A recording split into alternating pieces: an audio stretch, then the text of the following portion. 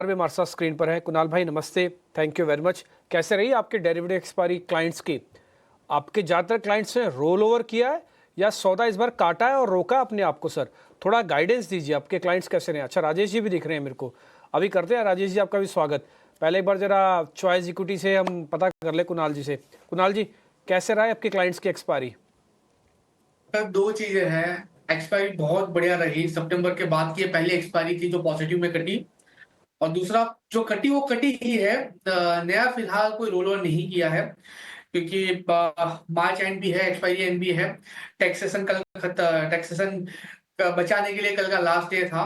सो जो भी हुआ कल ही हो गया था, कोई नया यहाँ पे खरीदारी या नया कुछ करके नहीं गए हैं।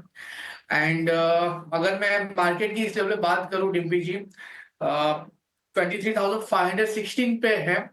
एंड कल के दिन में जो ओवरऑल ये मंथ में जो मोमेंटम देखने को मिली है, मैं एक चीज जरूर कहूंगा कि नो डाउट डेरिवेटिव में तो सौदे हुए हैं, लेकिन उससे ज्यादा सौदे जो हुए वो कैश साइड में हमें देखने को मिले हैं। एक अच्छा कॉन्फिडेंस हमें देखने को मिला है हमारे जितने भी इन्वेस्टर्स है, ट्रेडर्स हैं। एंड आप एसआईपी की बात करो या तो लॉन्ग टर्म की बात करो, मीडियम टर्म की बात करो, जितने भी लार्ज कैप स्टॉक्स है सब में अच्छी खासी खरीदारी देखने को मिली है। सो कैश में तो डेफिनेटली जो पोजीशन है वो फिलहाल ऐड की है और आने वाले दिनों में भी ऐड करके जाएंगे। जब तक रही एफएनओ की बात, तो वो कल की जो स्क्वायर ऑफ हो गई है वो हो गई है। अभी नई एक्सपायरी हो सकता है कि नई पोजीशन जो हो सकता है कि फर्स्ट वीक ऑफ अप्रैल के बाद बने ना। इस लेवल पे अगर निफ्टी की बात करें 23,510 पे है। 23,300 का काफी अच्छा सपोर्ट है और ऊपरी लेवल पे 23,810 का एक रेजिस्टेंस है।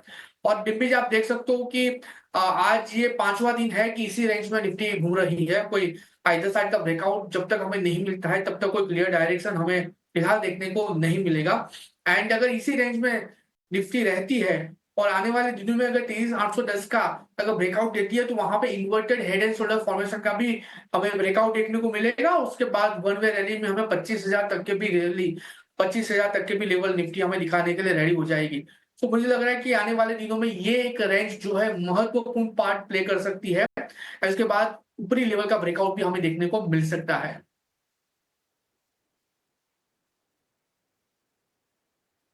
भी यही मानना है कि थोड़ा आईटी के अंदर दम लगेगा वापस से। और देखो मार्केट कितना चॉपी है। थोड़ी देर पहले हम इसकी चॉपीनेस की बात बोल रहे थे जब हमने कार्यक्रम की शुरुआत की। निफ्टी बैंक निफ्टी दोनों लाल निशान में थे, लेकिन बैंक निफ्टी इन ग्रीन वापस हरे निशान में आ गया। हालांकि पॉइंट्स में कुछ ज़्यादा नहीं जोड़े, बट फिर भी वो हरे निशान में है। ध्यान रखिएगा अगली सीरीज में अगर वैल्यू हंटिंग होनी है कहीं पे, तो शायद वो आईटी में सबसे पहले हो सकती है। आज जब मैंने यही क्वेश्चन पूछा सुबह वैशाली पारिक से, प्रभुदास लीलाधर की, तो उन्होंने भी टीसीएस बोला। कुणाल जी आपसे मैंने पूछा, आपने भी आईटी और टीसीएस के बारे में जिक्र किया। ये महज इत्तेफाक नहीं है, बल्कि मार्केट की स्टडी है जिसके बारे में बातचीत हो रही है। और आज हमारे एक और खास मेहमान है राजेश पालविया जी, और मैं बोलूँगा आज थोड़ा वो 2-in-1 फैक्टर के अंदर हैं। एकदम से नीचे टी शर्ट और ऊपर बढ़िया जैकेट सर ने डाल रखी है। जैसी जैकेट उतरेगी नया हीरो निकल के आएगा बीच में से, और बिल्कुल स्मार्ट हमारे राजेश पालवे जी खड़े होंगे। वैसे बाय द वे घूमने फिरने के काफ़ी शौकीन है राजेश जी। सुनील सर देखिए, आप देखिए, अभी मैं आपके शर्ट की तारीफ कर रहा था, देखिए राजेश जी ने क्या बढ़िया तरीका निकाला है। खड़ी टक्कर दे रहे हैं एकदम से हॉलीडे मूड में, एकदम से फॉर्मल मूड में, सिर्फ एक जैकेट का फर्क है ना राजेश जी? ठीक है सर। ये 3 दिन की छुट्टी कहाँ जा रहे हो आप? घूमने कहाँ जा रहे हो आप? इंदौर मत बताना, इंदौर तो आप जाते ही हो। गुड आफ्टरनून डिम्पी जी, गुड आफ्टरनून एवरीवन। सो देखिए 3 दिन की छुट्टी में कहीं जा नहीं रहे क्योंकि यहाँ 2 फंक्शन है फैमिली फ्रेंड्स के, तो वो अटेंड करना है, तो दोनों ही दिन एंगेज हूँ। तो एंड फिर 31st को आईपीएल मैच देखने जाना है, तो तीनों दिन का प्रोग्राम फिक्स है अभी। तो इस बार मुंबई में ही हूँ मैं तीनों दिन। वाह बढ़िया जमा रखा आपने तो। वैसे आईपीएल की कौन सी टीम को करते हो सर आप फेवर? मुंबई इंडियन को ही फेवर करते हैं और वही टीम के लिए ही जा रहे हैं मैच देखने के लिए। चलिए बढ़िया एंजॉय कीजिएगा सर मैच। हालांकि मैं जरा देख नहीं पाता तो इसलिए मैं जरा इसमें बोल नहीं पाऊंगा। अच्छा राजेश सर अपनी ट्रेडिंग कॉल्स दीजिए, फिर हम थोड़ा और चर्चा करेंगे। पहले अपनी ट्रेडिंग कॉल्स। बिल्कुल। तो डिम्पी जी, हमें लगता है कहीं ना कहीं देखिए टैरिफ के लिए अनसर्टनिटी है, लेकिन बैंकिंग फाइनेंशियल सेक्टर में हमें लगता है कि यहाँ कोई ज्यादा प्रभाव नहीं पड़ेगा। अगर कोई टैरिफ से रिलेटेड नेगेटिविटी बनती भी है मार्केट में, तो यहाँ पे एक सेक्टर है बैंकिंग फाइनेंशियल जो कि एक स्टेबिलिटी दिखा रहा है। एक साइन है कि बैंक निफ्टी में स्टेबिलिटी है। रोल ओवर एक्शन भी ठीक थी बैंकिंग स्टॉक्स में और बैंकिंग बैंक निफ्टी में। तो यहाँ पे यूनियन बैंक पसंद आ रहा है पीएसयू सेक्टर से, पीएसयू बैंक में से। अगर यूनियन बैंक का ओवरऑल स्ट्रक्चर देखें तो पिछले 2-3 हफ्तों में हमने देखा स्टॉक में एक अच्छी रिकवरी बनी। डेली चार्ट पे एक अप स्लोपिंग चैनल में स्टॉक ट्रेवल कर रहा है। स्टॉक में 20 day moving average 50 day moving average को अपवर्ड क्रॉस करते हुए देखने को मिला, और स्टॉक कंफर्टेबली होल्ड कर रहा है। दोनों मूविंग एवरेज कॉन्ट्रैक्टिंग ट्रायंगल का ब्रेकआउट भी वीकली चार्ट पे बना है। तो यूनियन बैंक बाय किया जा सकता है 132 134 के टारगेट के लिए। डाउन साइड में स्टॉप लॉस रखना होगा करीब 122 का। दूसरा स्टॉक जो पसंद आ रहा है वो है हेल्थ केयर सेक्टर से, और उसमें हमें फोर्टिस हेल्थ केयर यहाँ पे पसंद आ रहा है। ये स्टॉक में अगर हम देखें तो पिछले 4-5 वीक में एक नैरो प्राइस रेंज में कंसोलिडेशन था, और ये वीक में एक अच्छा ब्रेकआउट प्ले आउट होते हुए दिखा है उस कंसोलिडेशन का। जिस तरीके की प्राइस एक्शन आज बनी है फोर्टिस में, यहाँ पे स्टॉक ने अपने मल्टीपल सप्लाई जोन जो कि फरवरी में बने थे उसको ब्रेकआउट भी किया है। फोर्टिस बाई किया जा सकता है 730 के टारगेट के लिए। डाउन साइड में स्टॉप लॉस रखना होगा करीब 688।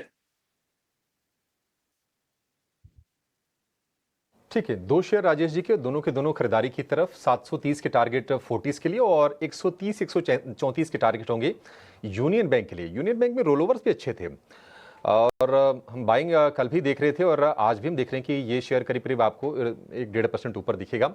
132-34 दो टारगेट, 122 रुपए का स्टॉप लॉस। दो और एक्सपर्ट को जोड़ लेते हैं और टोटल हमारे जो एक्सपर्ट हो गए हैं उनकी संख्या हो गई है करीब 5 हो गए हैं। और रजत शर्मा सना सिक्योरिटीज से हमारे साथ जुड़ गए हैं और कोटक सिक्योरिटीज से अमोल आठवाले को भी शो में शामिल करेंगे। रजत जी, अमोल जी, आप दोनों का बहुत शुक्रिया, स्वागत है टी9 स्वदेश पर। अमोल, आपके पहले क्लोजिंग ट्रेड जान लेते हैं, उसके बाद आगे हम चर्चा बढ़ाएंगे। बताइए आज कहां पर आपका फोकस है? नमस्ते एंड गुड आफ्टरनून। वोल्टास के साथ जाना चाहूंगा पोजिशनल पॉइंट ऑफ व्यू से। 1430 के आसपास मैंने पिक किया था। 1550 के टारगेट निकल के आ रहे हैं और 1390 उसका स्टॉप लॉस रहेगा। हालांकि 2 वीक में थोड़ा स्टॉक करेक्ट जरूर हुआ है, बट अगर हम ब्रॉडर सेटअप देखते हैं तो अभी भी प्रॉमिसिंग साइड पे 50-20 डे सिंपल मूविंग एवरेज के ऊपर कंफर्टेबली ट्रेड हो रहा है और एक रिवर्सल फॉर्मेशन भी है। मुझे लगता है पोजिशनल पॉइंट ऑफ व्यू से 1390 के स्टॉप लॉस के साथ जरूर देखा जा सकता है। दूसरा मैं एक आईसीआईसीआई बैंक के साथ जाना चाहूंगा पोजिशनल पॉइंट ऑफ व्यू से। ये भी है 1345 के आसपास पिक किया था। पोजिशनली टारगेट निकल के आ रहे 1400 रुपए के और स्टॉप लॉस रहेगा 1320 का। आई थिंक बैंकिंग और प्राइवेट बैंक्स का रोल इंपॉर्टेंट रहेगा वापस से। एंड निफ्टी में भी अगर बाउंस बैक आना है तो प्राइवेट बैंक के ऊपर फोकस बढ़ना जरूरी रहेगा, ऐसा फिलहाल अभी टेक्सचर दिखा रहा है। आईसीआईसीआई बैंक ने परफॉर्म अच्छा किया था, एक डिसेंट करेक्शन के बाद एक रिवर्सल फॉर्मेशन हुआ है। आई थिंक यही टेक्सचर अगर कंटिन्यू रहा तो आईसीआईसीआई बैंक में एक टेक्निकल बाउंस बैक आने के चांसेस यहाँ से दिख के आ रहे हैं।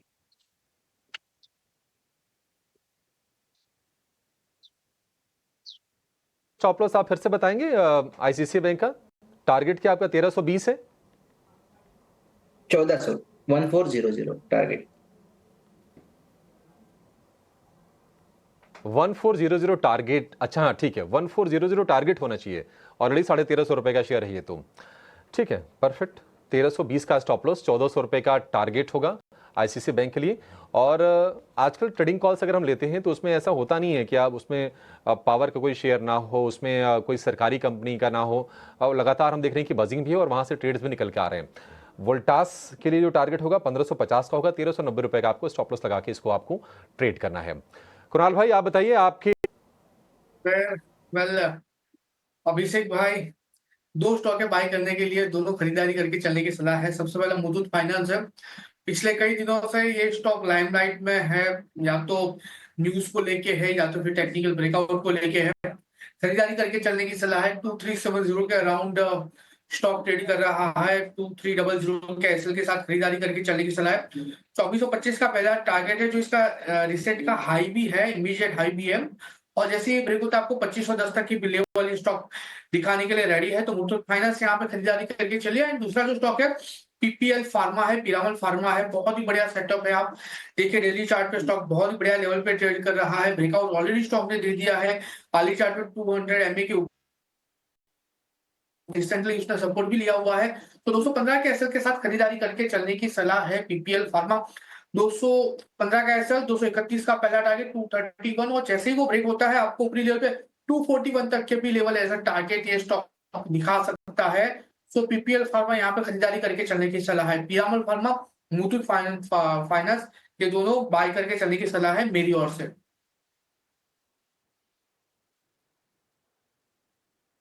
फार्मा ने भी अच्छे पैसे बनाए हैं और मुथूट फाइनेंस में भी लोगों के पैसे बने हैं और तेजी ये बरकरार है। पिरामल फार्मा की जो भाव हैं 225 रुपए के हो गए हैं और तेजी यहां से होगी। और मुथूट के लिए जो टारगेट है वह है 2425 का और 2510 का।